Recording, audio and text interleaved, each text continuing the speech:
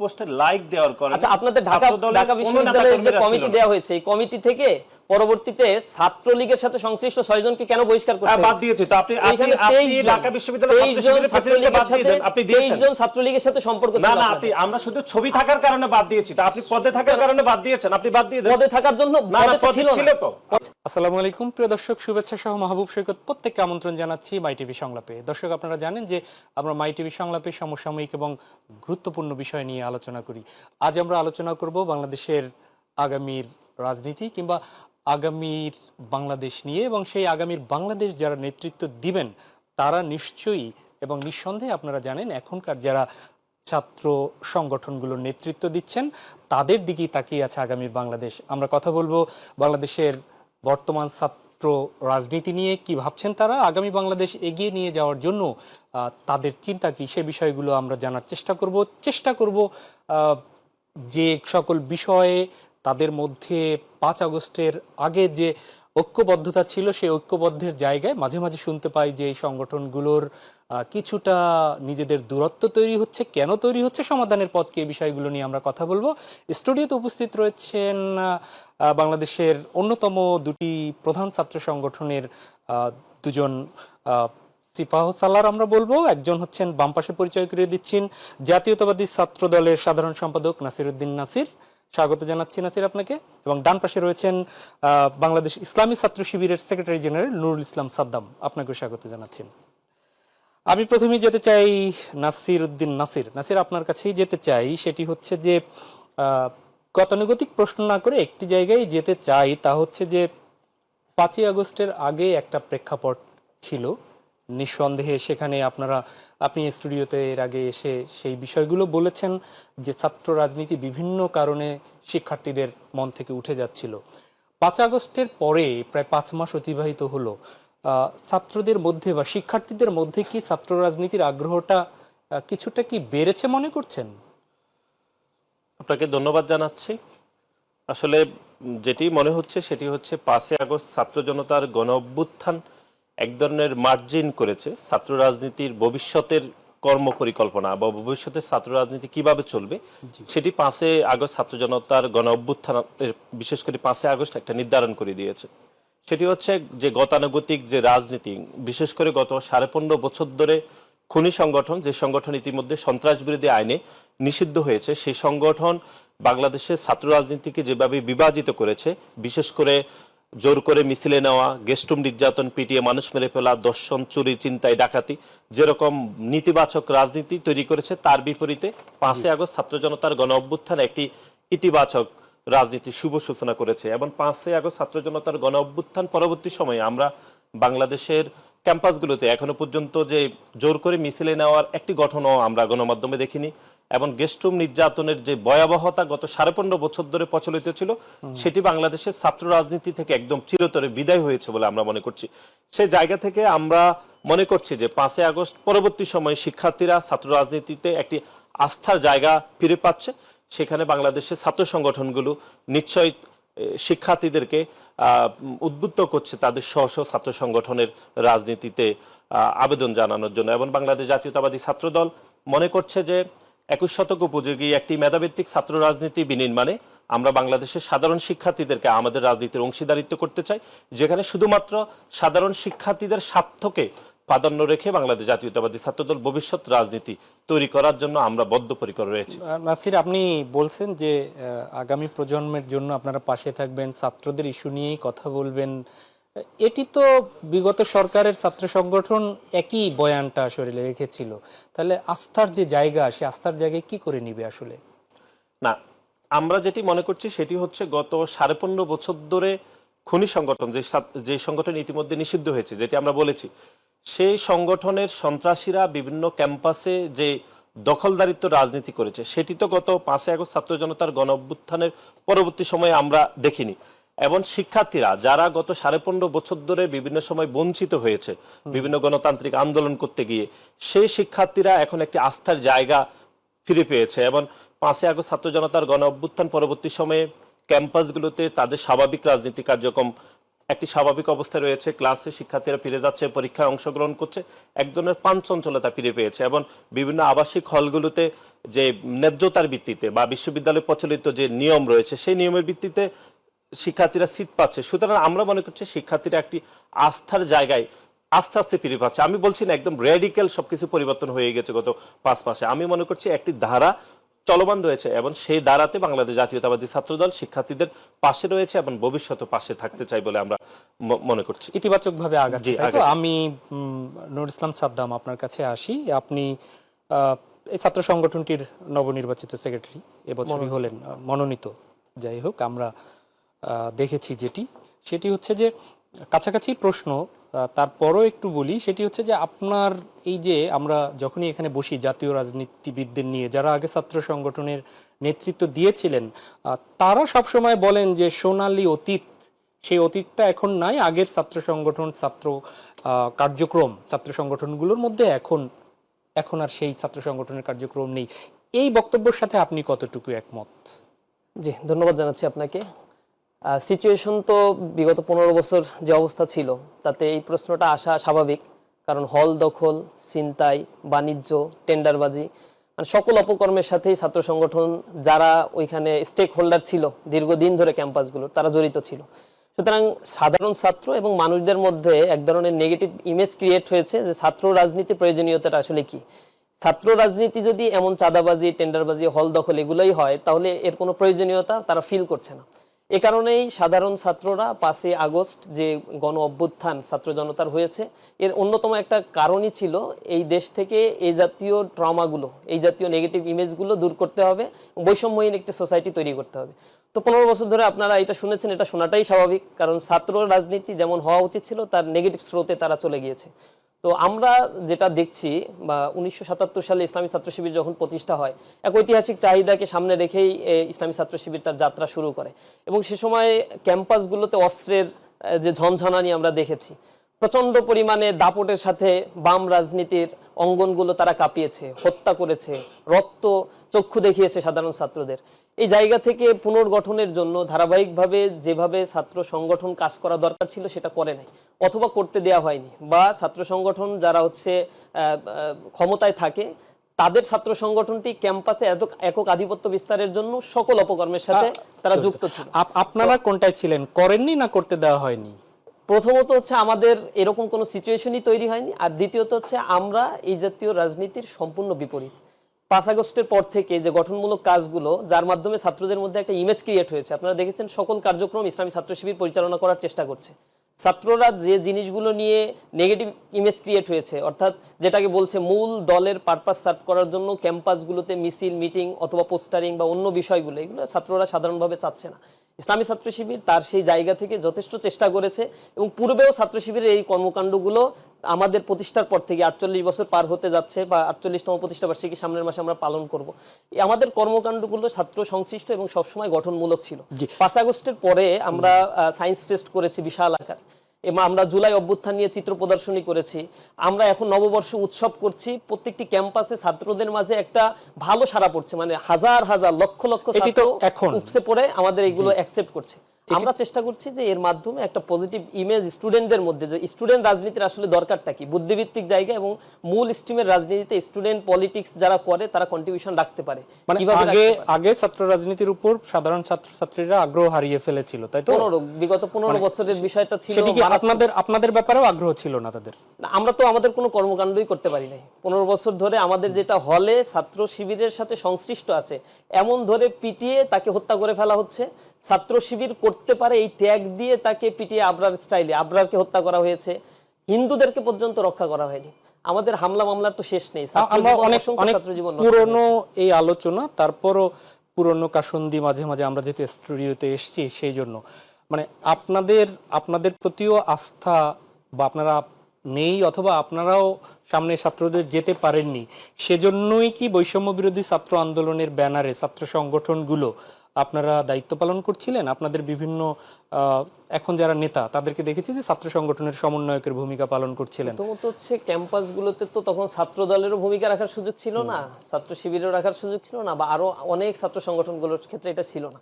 আর বৈষম্য বিরোধী ছাত্র আন্দোলন এটা কোনো রাজনৈতিক প্ল্যাটফর্ম না, এটা একটা ঘটনাকে কেন্দ্র করে তারা রাস্তায় দাঁড়িয়েছে এবং বৈষম্যের বিরুদ্ধে, অর্থাৎ কোটায় যে বৈষম্য প্রথা তার বিরুদ্ধে তারা দাঁড়িয়েছে। আলটিমেটলি পরবর্তীতে এটা একটা প্ল্যাটফর্ম হয়েছে। তো যেহেতু ইসলামী ছাত্র শিবির প্রত্যেকটি ক্যাম্পাসেই ছিল এবং সাধারণ ছাত্রদের প্রতিনিধিত্ব করে, 5 আগস্টের পরে দেখেছেন যে পরিমাণে ইসলামী ছাত্র শিবির তাদের কর্মসূচি বাস্তবায়ন করেছে এবং সাধারণ ছাত্রদের অ্যাফিলিয়েশন যেভাবে ছিল, তো সেই জায়গা থেকে আমরা তো ওইখানে চেষ্টা করেছি বাংলাদেশকে ফ্যাসিবাদ মুক্ত করার জন্য। আমরা আমাদের সর্বোচ্চটুকু দিয়ে এবং আমাদের জনশক্তি যারা ছিল তারা সর্বোচ্চটুকু দিয়ে রাস্তায় ভূমিকা রেখেছে, শাহাদাতের নজরানা পেশ করেছে তারা। জি জি, এইটি ফ্যাসিবাদ বিরোধী আন্দোলনে যারা ছিলেন, যে সকল ছাত্র সংগঠন তারা সামর্থ্য অনুযায়ী করেছে।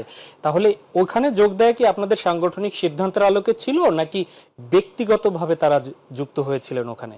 অবশ্যই সেটা তো সাংগঠনিক সিদ্ধান্তের আলোকেই ছিল। সাংগঠনিক সিদ্ধান্তের আলোকে এই জাতীয় আন্দোলন, এর আগেও যে কোটা বিরোধী আন্দোলন হয়েছে, নিরাপদ সড়ক আন্দোলন হয়েছে, প্রত্যেকটি আন্দোলনে ইসলামী ছাত্র শিবির তার জায়গা থেকে আমাদের যে ছাত্ররা ক্যাম্পাসগুলোতে ছিল আমরা বলেছি যৌক্তিক আন্দোলনে পাশে থাকার জন্য এবং সহযোগিতা করার জন্য। আমাদের নেতাকর্মীরা সেটা করেছে। ধন্যবাদ। নাসির, আপনার এ ব্যাপারে কোনো অবজারভেশন আছে কিনা? না, আমরা উনি বলেছেন সেটি হচ্ছে ছাত্র শিবির ভূমিকা রেখেছে। আমি আনফরচুনেটলি আমি সেরকম ভূমিকা আমরা কোনো বিশ্ববিদ্যালয় সেভাবে দেখিনি, বরং আমরা দেখেছি বিভিন্ন সময় ছাত্রলীগের সন্ত্রাসীরা যাদেরকে শিবির বলে বিভিন্ন ক্যাম্পাসে নির্যাতন করেছে। পরবর্তী সময় আমরা দেখেছি আসলে কেউ আসলে সেই পর্যায়ে শিবিরের কোনো পর্যায়ে দায়িত্বশীল ছিল না, বরং যাদেরকে শিবির বলে ছাত্রলীগ বলে বিভিন্ন সময় ছাত্রলীগ করেছে অথবা বিভিন্ন রাজনৈতিক কার্যক্রমে অংশগ্রহণ করেছে, 5 আগস্ট ছাত্র জনতার গণ অভ্যুত্থান পরবর্তী সময় আমরা দেখেছি সেই সকল ছাত্রলীগের বিভিন্ন পর্যায়ের নেতৃবৃন্দরা ছাত্র শিবিরের বিভিন্ন পদে দায়িত্ব পালন করতে আমরা দেখেছি এবং আত্মপ্রকাশের রাজনীতি ঘটেছে।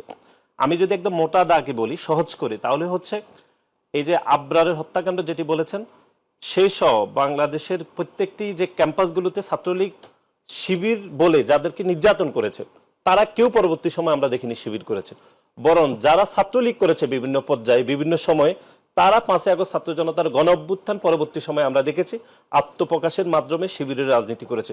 সুতরাং বিভিন্ন ক্যাম্পাসে ছাত্র শিবিরের যে রাজনীতির কথা উনি বলেছেন সেটি আমরা গত 15.5 বছর ধরে কোনো ক্যাম্পাসে ছাত্র শিবিরের রাজনীতি আমরা দেখিনি, বরং একটি ছাত্রলীগের সাথে একটি যৌথ ভিত্তিতে বা যৌথ অংশীদারির ভিত্তিতে একটি রাজনীতি করেছে বলে আমাদের সেটি মনে হচ্ছে।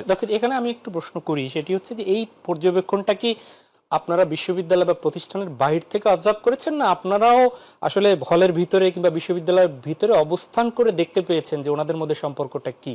না, আমরা তো উদাহরণস্বরূপ বলছি, ঢাকা বিশ্ববিদ্যালয় সদ্য ছাত্র শিবিরের যিনি বিদায়ী সভাপতি ছিলেন তিনি ছাত্রলীগের বিভিন্ন পর্যায়ে দায়িত্ব পালন করেছেন, ছাত্রলীগের বিভিন্ন সন্ত্রাসীদের সাথে তার রাজনৈতিক কার্যক্রমে অংশগ্রহণ সামাজিক যোগাযোগ মাধ্যমে গণমাধ্যমে আমরা দেখেছি। এখন ছাত্র শিবিরের ঢাকা বিশ্ববিদ্যালয়ে যিনি সভাপতি রয়েছেন তিনি তো ছাত্রলীগের দায়িত্ব ছিলেন, এরকম গণমাধ্যম আমরা একাধিক গণমাধ্যমে দেখেছি এবং ছাত্রলীগের বিভিন্ন সন্ত্রাসীর সাথে তার হাস্যোজ্জ্বল ছবি গণমাধ্যমে আমরা দেখেছি। সুতরাং তারা তো কেউ অতীতে ছাত্র শিবির করে নাই, বরং যাদেরকে ছাত্র শিবির বলে বিভিন্ন হল থেকে বিভিন্ন সময় নির্যাতন করে বের করে দিয়েছিল তারা আদৌ কেউ ছাত্র শিবির ছিল না বলে আমাদের সেটি মনে হয়েছে। জি, আমি একটু সাদ্দাম আপনার কাছে আসতেই হয় এই বিষয়ে। এটার ক্লারিফিকেশন যদি করি, ভাই যেটা বলছেন সেটা সম্ভবত তিনি যদি জেগে থেকে ঘুমান সেটার দায়িত্ব আমাদের না, তার কাছে কোনো ইনফরমেশনই আসলে নাই, সে আসলে পত্রপত্রিকা বা সামগ্রিক অবজারভেশনের উপরে ভিত্তি করে এই কথা বলছেন নাকি শুধু বিরোধিতা করার জন্য করছেন এটা আমার বোধগম্য নয়।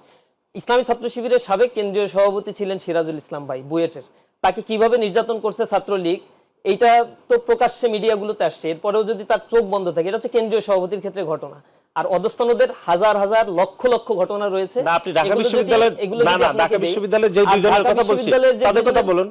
না, আগের ঘটনা তো এগুলো যেটা বলছেন এটা তো মিথ্যা কথা, এটা স্বীকার করছি না, স্বীকার করছি না। দ্বিতীয় একটা বিষয় হচ্ছে ঢাকা বিশ্ববিদ্যালয়ের বর্তমান সভাপতি বা তার আগের সভাপতির সাথে এই জাতীয় কোনো কর্মকাণ্ডের কোনো প্রমাণ তিনি দেখাতে পারবেন না।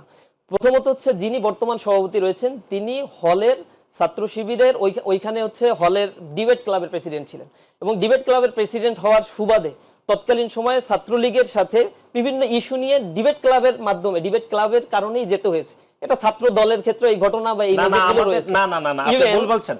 ছাত্র দলের কোন পর্যায়ের কোন নেতাকর্মীরা ঢাকা বিশ্ববিদ্যালয়ের কোন হলে অবস্থান করতে পারেনি, শুধু একটি ফেসবুক পোস্টে লাইক দেওয়ার কারণে আচ্ছা, আপনাদের ঢাকা বিশ্ববিদ্যালয়ের যে কমিটি দেওয়া হয়েছে, এই কমিটি থেকে পরবর্তীতে ছাত্রলীগের সাথে সংশ্লিষ্ট 6 জনকে কেন বহিষ্কার করতে হয়েছে? বাদ দিয়েছে তো আপনি ঢাকা বিশ্ববিদ্যালয়ের ছাত্র শিবিরের প্রেসিডেন্টকে বাদ দিয়ে দেন, আপনি দিয়েছেন 23 জন ছাত্রলীগের সাথে সম্পর্ক ছিল না না আপনাদের। আমরা শুধু ছবি থাকার কারণে বাদ দিয়েছি, তো আপনি পদে থাকার কারণে বাদ দিয়েছেন, আপনি বাদ দিয়ে দেন। পদে থাকার জন্য না না, পদে পদে ছিল ছিল না, তো, পদে আপনি বাদ ছিল দিয়ে না। দেন। কে ছিল?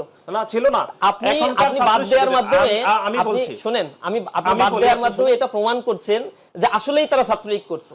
কিন্তু আমাদের কাছে যথেষ্ট এভিডেন্স আছে যে দায়িত্বশীলরা এখানে ছিল, এটা খোলামেলা পরিষ্কার, এবং সমন্বয়করা এই বিষয়ে ক্লিয়ারেন্স দিয়েছে যে তিনি এই কারণে। আর ওইখানে যে ফরহাদের নাম এসেছে, ওই ফরহাদ আর ঢাকা বিশ্ববিদ্যালয়ের ছাত্র শিবিরের ফরহাদ এক না না একই ব্যক্তি না না একই ব্যক্তি। আমি বলছি না না আমি বলছি এই মিথ্যা বিষয়গুলো নিয়ে বিবাদন তৈরি বলছেন, করছে। আপনি ভুল আর তথ্য দিচ্ছেন। আপনি গণমাধ্যমে বলেছেন, তিনি গণমাধ্যমে বলেছেন যে তাকে কেন পদ দেয়া হয়েছে এটি আমাকে জিজ্ঞেস না করে, অর্থাৎ ফরহাদকে জিজ্ঞেস না করে তিনি বলছেন ছাত্রলীগের নেতাদেরকে জিজ্ঞেস করেন যে তাকে কেন পদ দেয়া হয়েছে। সাদ্দাম, আমি ঠিক আছে, আমি একটু সাদ্দাম আপনাকে জিজ্ঞেস করি। ছবিটা ছিল ছাত্রলীগের যে নেতার সাথে, এক সেটা ছবি না, ডিবেট হাজার ক্লাবে হাজার ছিল। ছবি ছিল, হাজার একটা হাজার ছবি আচ্ছা বাইরে নাসির, আমি করা আমি ছবি আমি একটু সময় হাজার নেই। হাজার সেটা ছবি হচ্ছে সাদ্দাম, আপনাকে যদি বা আপনাদের দলকে যদি প্রুফ সহ দেখাতে পারে যে সে ছাত্রলীগের সাথে, ছাত্রলীগের কর্মকাণ্ডের সাথে ছিল, এটি যদি প্রুফ হয় তাহলে কি আপনারা সাংগঠনিক ব্যবস্থা নেবেন? প্রুফ তো এখনো দেখাতে পারে নাই, না, না, শুধু মুখে বলছে, না, প্রুফ না। দেখানোর কোনো স্কোপই নাই। আর ইসলামী ছাত্র শিবির এমন কোনো সংগঠন নাই যে হঠাৎ করে কেউ ছাত্র শিবিরে জয়েন করলো আর তাকে একটা দেশে মানে একটা শাখার প্রধান বানিয়ে দেওয়া হলো। আমাদের ইসলামী ছাত্র শিবিরের এমন কোনো ট্রেন্ড নাই যেটা ছাত্র দলে রয়েছে। হয়তো সম্পর্ক নাই, ভাইয়ের সাথে সম্পর্ক ধরে নিয়ে এসে ছাত্র দলের কমিটিতে স্থান পাওয়ার সুযোগ আছে। আমাদের ছাত্র শিবিরে এরকম কোনো স্কোপ বা সুযোগ নেই।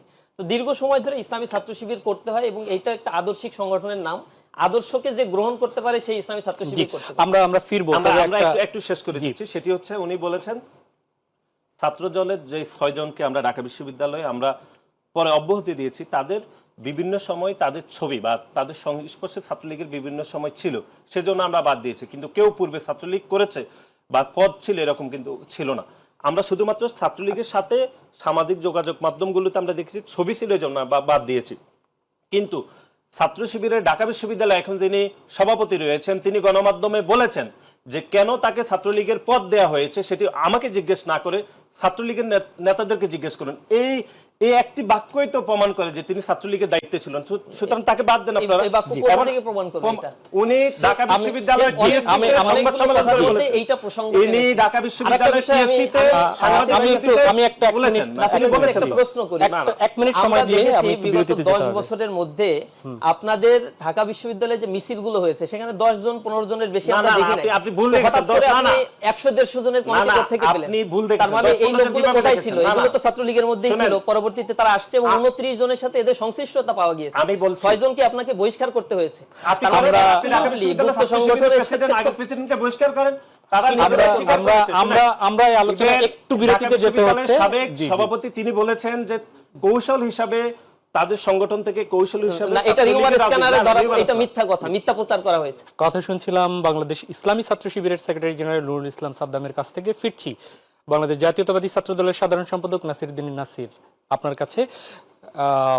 আমরা ছাত্র সংসদ নির্বাচন, ছাত্র এইগুলো নিয়ে অনেক দিনের কথা শুনছিলাম, এবং খুব স্বভাবত কারণেই ছাত্র সংগঠনগুলো এই দাবি দীর্ঘদিনের যে নির্বাচিত সংসদ হোক। বিভিন্ন জায়গায় ঢাকা বিশ্ববিদ্যালয় সহ বিভিন্ন জায়গায় আমরা তার ব্যত্যয় দেখেছি বিভিন্ন সময়। এখন আপনাদের আসলে অবস্থানটা সর্বশেষ কি এই ছাত্র সংসদ নির্বাচন নিয়ে? আমরা তার আগে আরেকটু আগের আলোচনায় আমি ছোট করে পরিসমাপ্তি করতে চাই আমার বক্তব্য। সেটি হচ্ছে শিবিরের সাধারণ সম্পাদক উনি বলেছেন যে ছাত্র দলের 5 আগস্টের আগে মিছিলে কম লোক হতো, তিনি 10-15 জন বলেছেন। এটি খুবই দুর্ভাগ্য যে তিনি হয়তো সেই সময়ে ছাত্র দলের মিছিল অথবা বিরোধী দল যে মিছিল করেছে সেটির বিষয়ে তিনি অবগত ছিলেন না।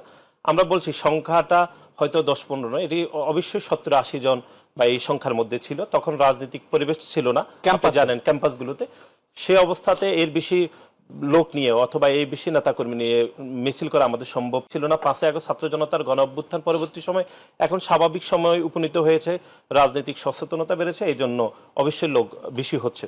আর ছাত্র শিবিরের ঢাকা বিশ্ববিদ্যালয়ের সভাপতি এখন যিনি আগে সাধারণ সম্পাদক ছিল, তিনি সমাজ কল্যাণ ইনস্টিটিউটে ছাত্র লীগের নেতা ছিলেন এবং এটি গণমাধ্যমে তিনি নিজে অস্বীকার করেননি। তিনি বারবার গণমাধ্যমে বলেছেন যে তাকে কেন পদ দেওয়া হয়েছে সেটি ছাত্রলীগের নেতৃবৃন্দকে জিজ্ঞেস করলে তারাই ভালো বলতে পারবো। আমরা মনে করছি সেই সময়ে ছাত্রলীগের একটি ভালো সময় ছিল, তখন সবাইকে রাজনীতি করে পদ নিতে হতো, প্রতিযোগিতা ছিল এবং সবাই সিভি জমা দিয়ে পদ নিয়েছে বলে আমরা তখনকার গণমাধ্যমে দেখেছি। সুতরাং জোর করে কাউকে পদ দেওয়া হয়নি, আমরা সেটি মনে করছি। একটি বিষয় তো ঠিক যে মাঝখানে বিভিন্ন বিদেশি গণমাধ্যমে নিষিদ্ধ এই ছাত্র সংগঠন কি ছাত্রলীগের নেতারা এসছেন, তারা কিন্তু জাস্টিফাই করেনি।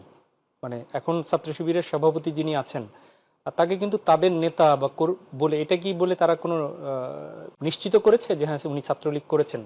কিন্তু ফরাদ তো অস্বীকার করেননি যে তিনি ছাত্রলীগের নেতা ছিলেন না। অস্বীকার ফরাদ বরং গণমাধ্যমে বলেছে কেন তাকে পদ দেওয়া হয়েছে এটি সেটি জিজ্ঞেস করেন। ছাত্রলীগের। জি, এর আগে আপনি বলেছেন। এই কথা দ্বারা তো স্পষ্ট প্রমাণিত হয় যে তিনি এই কথা তিনি অস্বীকার করেননি। জি। আর ছাত্র সংসদ নির্বাচনের বিষয়ে আমরা বাংলাদেশ জাতীয়তাবাদী ছাত্র দল মনে করছে অতি দ্রুত সময়ের মধ্যে ছাত্র সংসদ নির্বাচন হওয়া জরুরি বলে আমরা মনে করছি। কিন্তু তার বাইরে আমাদের দুই একটি বিষয় যেটি আপনি দেখেছেন, ঢাকা বিশ্ববিদ্যালয়ে আমাদের বাংলাদেশ জাতীয়তাবাদী ছাত্রদল ইতিমধ্যে আমাদের যে সংস্কার পলিসিগুলো রয়েছে সেখানে ঢাকা বিশ্ববিদ্যালয় মাননীয় উপাচার্য বরাবর আমরা সেই সংস্কারের বিষয়ে বিশ্ববিদ্যালয়কে আমরা লিখিতভাবে জানিয়েছি। আমরা মনে করছি যে 5 আগস্ট ছাত্র জনতার গণ অভ্যুত্থান পরবর্তী সময়ে বাংলাদেশের প্রত্যেকটি বিষয়ে সংস্কার হচ্ছে, রাষ্ট্রীয় অথবা জাতীয় প্রত্যেকটি বিষয়ে। সুতরাং ঢাকা বিশ্ববিদ্যালয় সব প্রত্যেকটি বিশ্ববিদ্যালয় বা অথবা শিক্ষা প্রতিষ্ঠানে অবশ্যই সংস্কার প্রয়োজন রয়েছে। সংস্কার বিষয়গুলো সমাধান করে অবশ্যই দ্রুত সময়ের মধ্যে নির্বাচনের দাবি আমরা ইতিমধ্যে বিশ্ববিদ্যালয় সহ বিভিন্ন সংশ্লিষ্ট সব পক্ষকে আমরা জানিয়ে দিয়েছি। সেইটা কতদিনে সংস্কার করবে, কতদিনের মধ্যে আপনারা নির্বাচন? সেটি তো বিশ্ববিদ্যালয়ের বিষয়, এটিতে বাংলাদেশ জাতীয়তাবাদী ছাত্রদল ঠিক করে দিতে পারে না।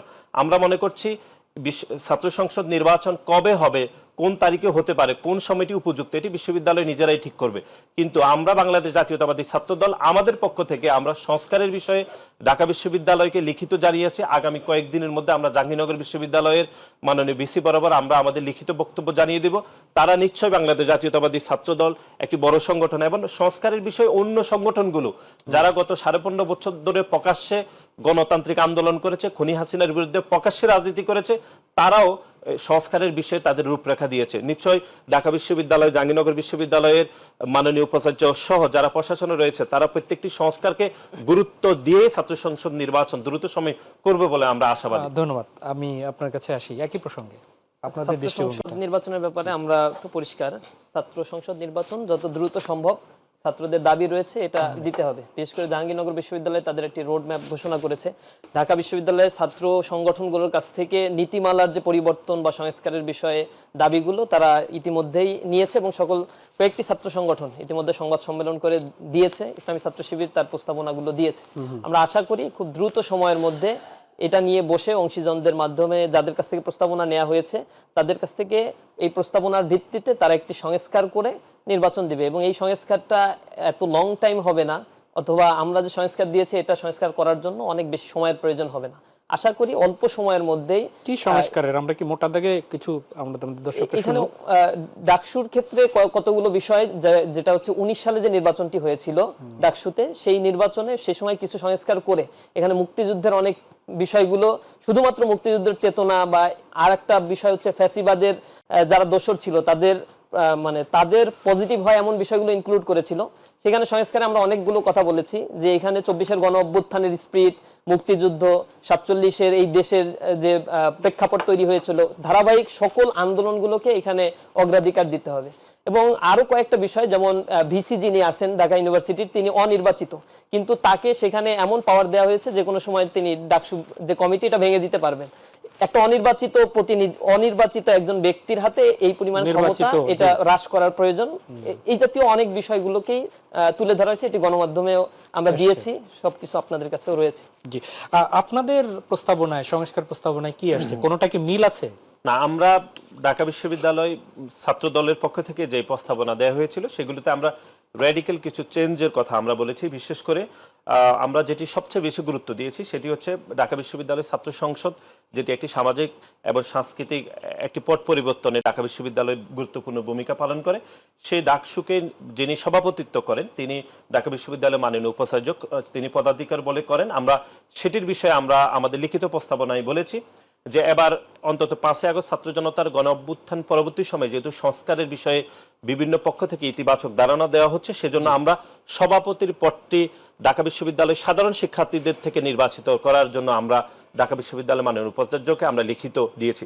অর্থাৎ যিনি ঢাকা বিশ্ববিদ্যালয়ের সভাপতি হিসেবে এতদিন ঢাকা বিশ্ববিদ্যালয়ের মাননীয় উপাচার্য দায়িত্ব পালন করতেন, তার পরিবর্তে আমরা সেই জায়গাতে একজন শিক্ষার্থী প্রতিনিধি যিনি নির্বাচন করার ভোটাধিকারের মাধ্যমে নির্বাচন করার প্রস্তাব করেছি এটি। এবং ঢাকা বিশ্ববিদ্যালয়ের দীর্ঘদিন যে আমরা ডাকসুর বিপি যেটি ভাইস প্রেসিডেন্ট হিসেবে আমরা জানি, সেই বিসিতে আমরা 2টি পদ রাখার কথা বলেছি। একটি হচ্ছে আমাদের নারী শিক্ষার্থীদের জন্য আলাদা একটি প্ল্যাটফর্ম থাকবে, সেটিও নির্বাচিত হবে, এবং আরেকটি যেটি আমরা মানে হচ্ছে আমাদের ছেলে থেকে, অর্থাৎ যেটি গতানুগতিকভাবে যেটি হয়ে আসছে ছাত্রদের থেকে একটি, সেটিও আমরা 2টি বিষয় বলেছি। এবং একই সাথে আমরা এজিএস যেটি আমরা একটি নির্বাচন করা হতো, সেটিও আমরা 2টি পক্ষান্তরে 2টি পদ রাখার জন্য আমরা বিবেচনা করেছি এবং ঢাকা বিশ্ববিদ্যালয়ের জন্য আমরা করেছি। তাহলে মোটা দাগে আমরা 3টি বিষয় আসলে গুরুত্ব আরোপ করেছি।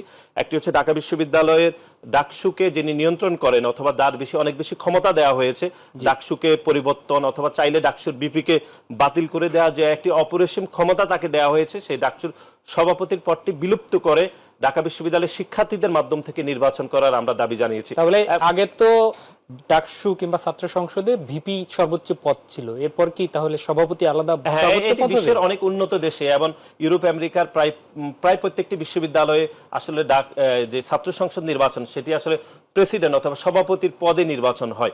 সুতরাং আমাদের এই অঞ্চলে বিশেষ করে ভারতীয় উপমহাদেশের কয়েকটি বিশ্ববিদ্যালয়ে এই ধারণা ছিল। সুতরাং আমরা মনে করছি এখন 5ই আগস্ট ছাত্র জনতার গণ অভ্যুত্থানের পরে পরবর্তী সময়ে যে সংস্কারের বিষয়ে সারা দেশের মানুষ অধীর আগ্রহে অপেক্ষা করছে, সেই জায়গা থেকে আমরা মনে করছি ঢাকা বিশ্ববিদ্যালয় পিছিয়ে থাকার কোনো সুযোগ নেই এবং ঢাকা বিশ্ববিদ্যালয়েও প্রেসিডেন্ট পদটি ছাত্রদের থেকে নির্বাচন করার আমরা দাবি জানাচ্ছি। এই দাবির সাথে ছাত্র শিবির কি আপনারা কি একমত বা আপনাদের এই ক্ষেত্রে কোনো চিন্তা আছে কিনা? এটার ব্যাপারে আমরা ক্ষমতা হ্রাসের ব্যাপারে কথা বলেছি আমরা, যে এখানে যে অসীম ক্ষমতা যেগুলো দেয়া হয়েছে এটা তো একটা অগণতান্ত্রিক একটি চর্চা, এই চর্চার বিপক্ষেই আমরা আমাদের প্রস্তাবনা পেশ করেছি।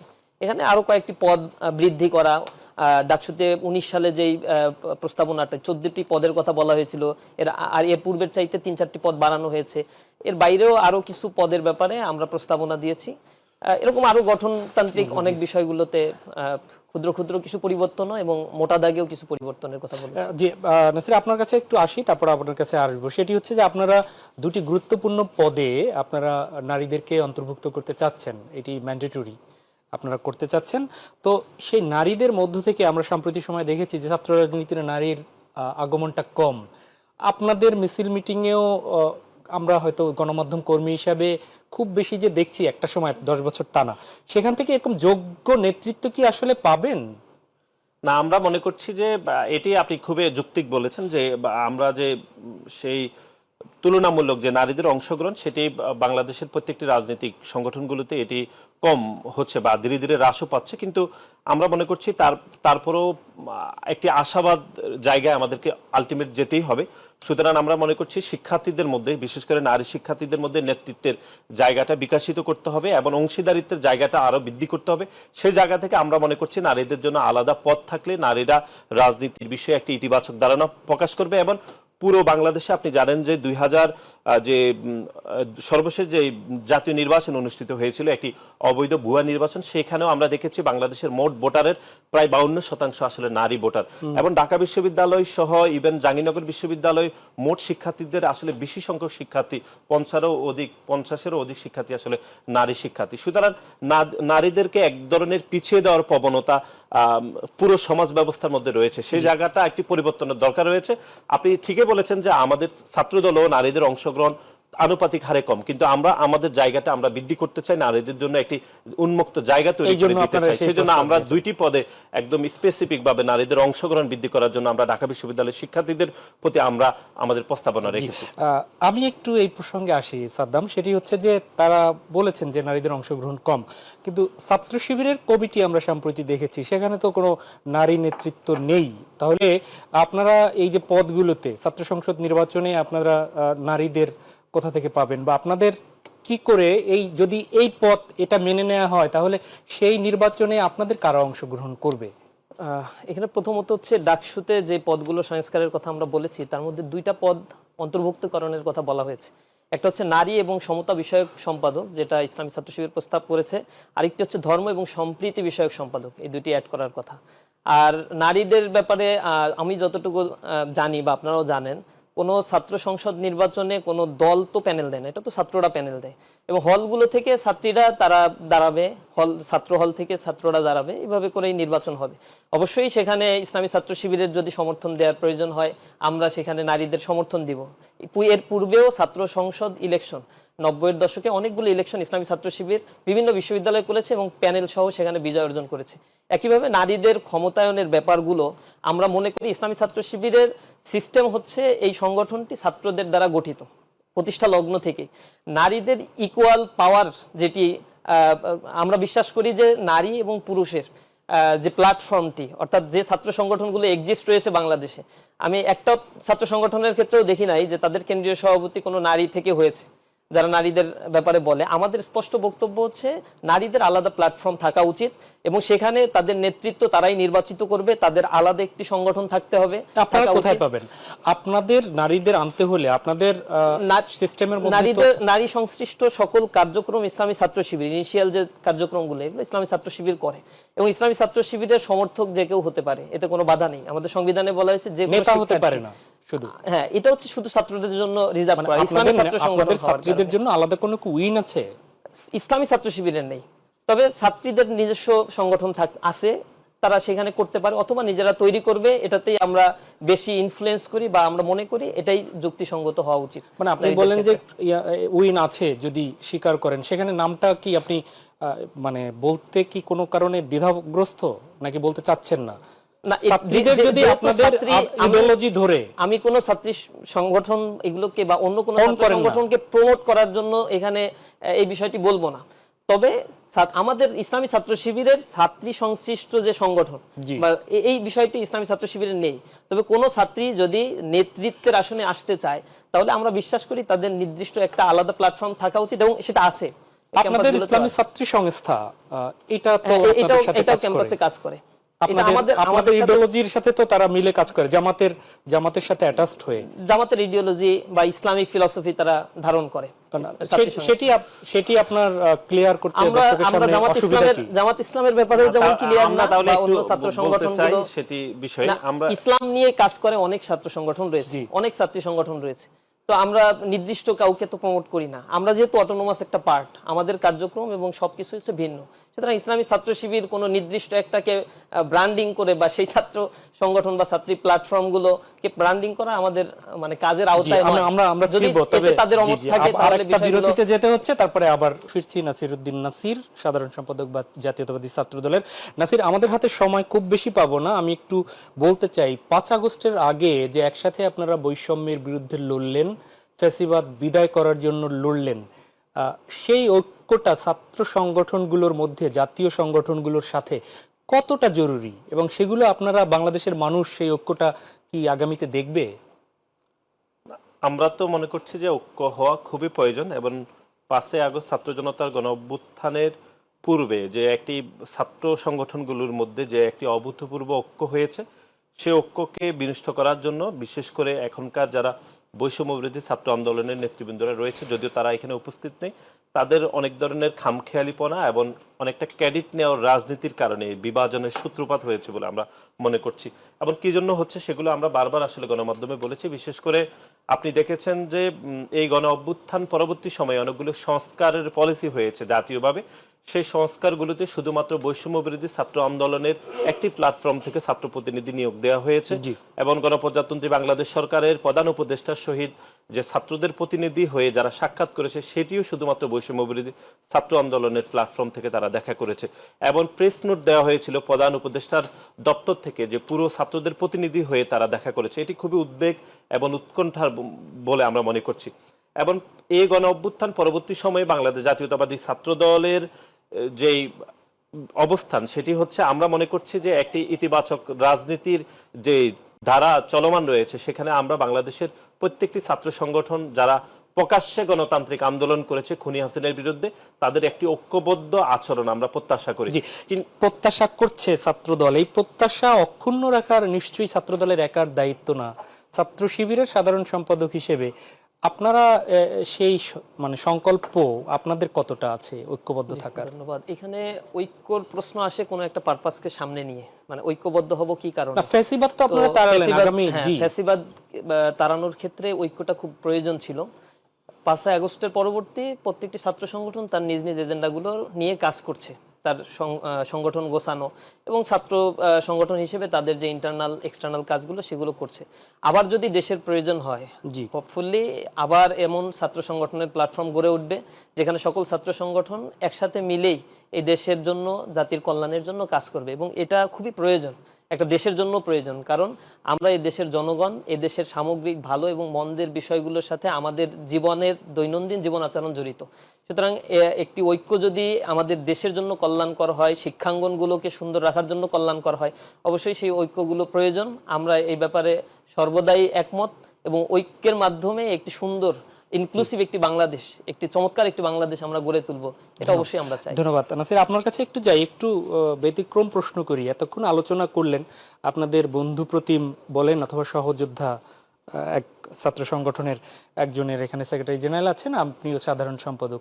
ছাত্র শিবির সম্পর্কে আপনার কাছে যদি বলি যে তাদের ইতিবাচক কাজ নিয়ে আপনি 2-3টি কি বলতে পারবেন? আমরা যেটি মনে করছি সেটি হচ্ছে এই গণ অভ্যুত্থান পূর্ববর্তী সময়ে ছাত্র শিবির কিছু কিছু জায়গাতে, আমরা সেই যেটি ডালাওভাবে সেটি বলছি না, তারা গণতান্ত্রিক আন্দোলনে অংশগ্রহণ করেছে, কিন্তু এটি খুবই উদ্বেগের এবং সাথে দুঃখের সাথে বলতে হয়। কিন্তু বেশিরভাগ ক্যাম্পাসে তারা আত্মপ্রকাশের রাজনীতি করেছে, একটি অনুপ্রবেশের রাজনীতি তারা কায়েম করেছে।